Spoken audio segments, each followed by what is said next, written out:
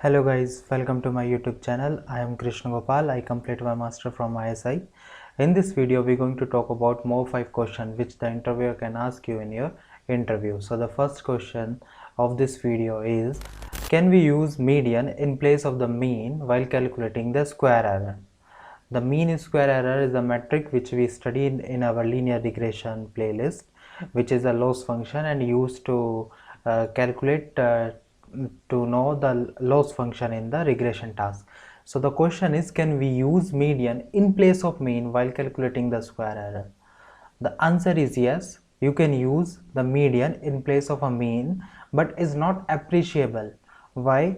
Because once you use median and suppose there are some outliers present in your data set, then the difference between the middle value and the median value is increased due to that outliers is present in the data set. So once that difference increase, the error term increase. As the square increase, the error term increase. So it's beneficial, or it's suggests to use mean in place of median because we don't know about our outliers. So it's better to use mean, but yes, we can use the median in place of mean. The answer is that. Okay, so move to the next question. The next question is, what is the difference between the covariance and the correlation? This is the question which we face in many interviews, and this is just to check your basic understanding about statistics. So the covariance is a metric which is used to measure the linear relationship between two random variables in the linear relationship. Say the x is a random variable and y is another random variable. So the x is linearly related with y or not is we can check with the help of the covariance. So mathematically the covariance is defined as, we can calculate the covariance with the help of covariance of x comma y is summation xi minus x bar yi minus y bar divided by n minus n. So the problem with the covariance is, this metric does not tell with how much strength they are linearly moving with each other or not. It does not speak about what is the strength that they are linearly moving with each other. It only just tells they are linear related or not, but we are more interested to know their strength. So to know the strength, we use another metric, that is a correlation. So correlation is a metric which actually tells us the direction as well as the strength of that linear relationship between two random variables. More talk about the covariance. Covariance is a scale dependent property. If you calculate the covariance between the height in the meter and the weight in the kilogram, is not same if you calculate the covariance when the height in a centimeter and the weight in a gram. So that means it suffer due to the scale properties. So to remove that scaling from this data set, we use the standardized method. So by using that standardized method, we are free from that scale, and now the random variable, which is the standardized random variable, we get, then we can calculate the covariance between that standardized random variable, and that is a correlation. So correlation is nothing, it is a covariance of x comma y divided by sigma x sigma y. Why the sigma x sigma y come, you understand, as they are the standardized random variable.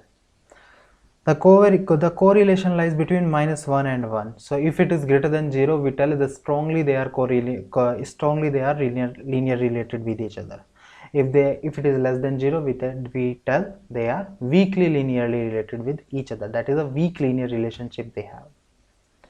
So that is a basic difference between the covariance and the correlation. So once we know the difference between the covariance and the correlation, the next concept come, is there any some limitation? That is, the next question come, what is a limitation of correlation coefficient? This correlation coefficient is same as the Pearson correlation coefficient. So what is the limitation? The correlation coefficient only measures the linear relationship between two random variables, that they are linearly related with one random variable with another random variable or not. But what will happen when we not have any linear relationship? What will happen when we have the monotonicity in our data set? So what I mean to say monotonicity is, suppose we have two random variables which are related with each other. So they are monotonically increasing or they are monotonically decreasing. That nature if we have, then the Pearson correlation coefficient is failed to measure their strength and the direction. So in that context we use the Spearman correlation coefficient. The Spearman correlation coefficient is a metric which is used to measure the strength of two random variable when they have the monotonicity. So then how we calculate the Spearman correlation? It's easy. In place of use the two random variable, we calculate the rank. Like we have the two random variable x and y. So in place to find the correlation between x and y, first find what is the rank of x and rank of y. How we find the rank of x? The rank of x is first sort the x random variable. Once you sort this random variable, you get in the ascending form and then choose which is the minimum. Which is the minimum, give the rank first and follow on. That is the rank, and then calculate the correlation between the rank, and that is a Spearman correlation coefficient. So this is the third question we covered. Now move to the fourth question. The fourth question is an important question. So the next question is the fourth one. What are the ways to detect the outliers in the dataset? So there are many ways to detect the outliers in the dataset. The first very common is a Z-score. As we know, the normal distributed curve, we have the three interval, that is a mu plus minus 1 sigma, mu plus minus 2 sigma, and mu plus minus 3 sigma. So mu plus minus 1 sigma cover the 68%, mu plus minus 2 sigma contain 95%, and mu plus minus 3 sigma contain the 99.7%.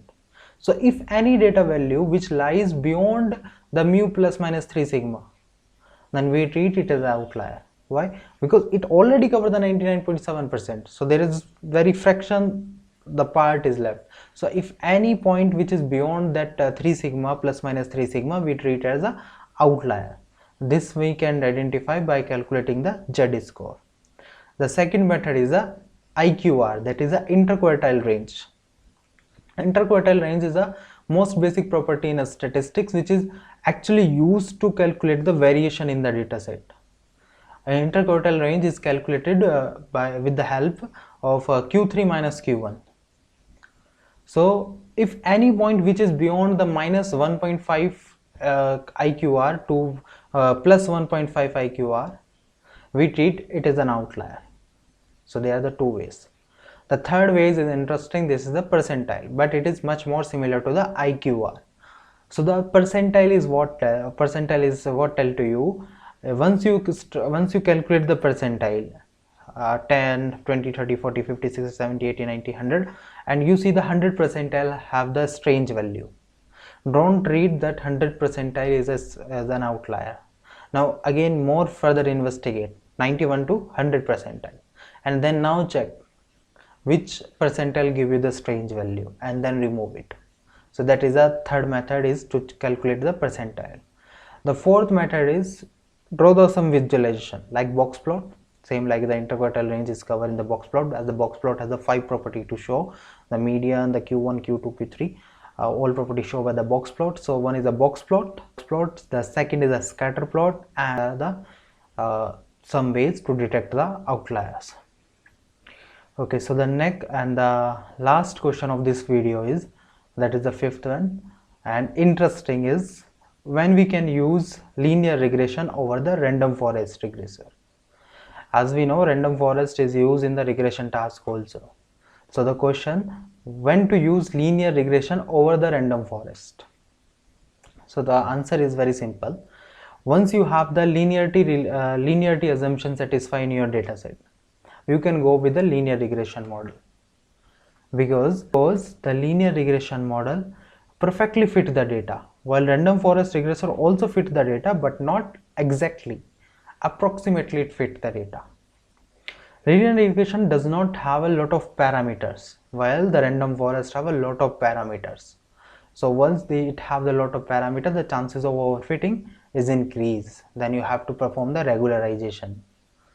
So we have the already the linearity is satisfied in our data set. Then we can use the linear regression. So always we no need to tell in the interview, okay, the difference between this small model and the big model. We say the big model perform very well, the small model also perform very well, as most of the economists use this linear regression in there's the first basic model, like they don't want to involve too much complexity, um, what comes due to the random forest. So these are the 5 questions which interviewer can ask you, and this is the fourth part of the video of the of the playlist. Hope you like this video. If you like this video, then please like this video, and let me know if you face any question. If you face any question to understand, then I will cover in the comment section. And hope you enjoy this video. Thank you, and we'll meet you soon in the next video. Thank you very much.